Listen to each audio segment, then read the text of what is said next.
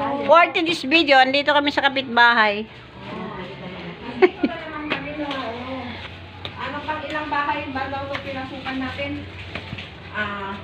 Nagsusurvey lang kami ng bahay. Kasi,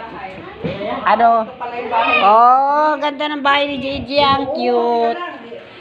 Ang cute. Ayoko umakyat. Pagod na ako eh. O, ayan o, nagbablog yan. Ako hanggang dito lang ako. Yan. Akit siya sa taas. Ilang flooring to? 3 stories to? Storage to, Tatlo lang. Okay na to. Ang cute no? Ilang square meter ito, Gi? Yung siguro nasa 40 to. 40. Kung sagad doon sa bakod, di ba? Dati. Nasa 40 square meters yun. Gigi Carmelita. Hindi ay.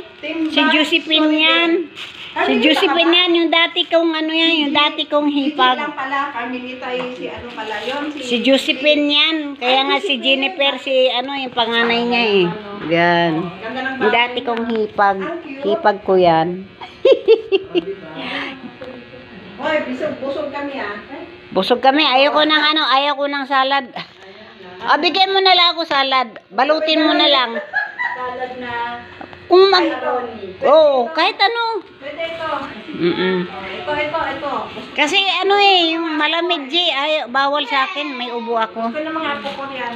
Ayan. Ang ganda ng bahay ni Lola, ano?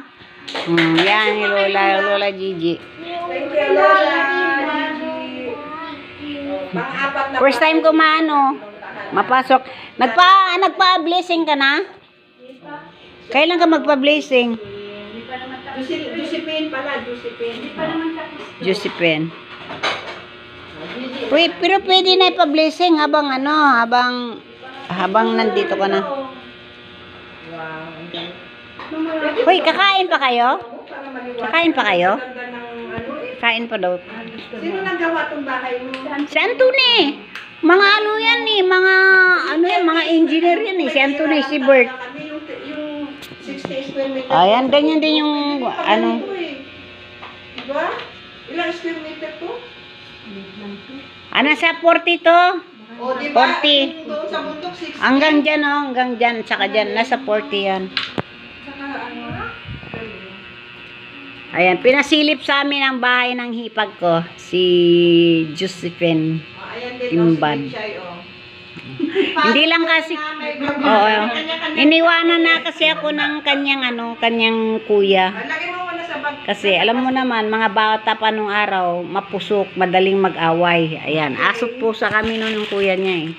Pero okay lang, mabait naman yun.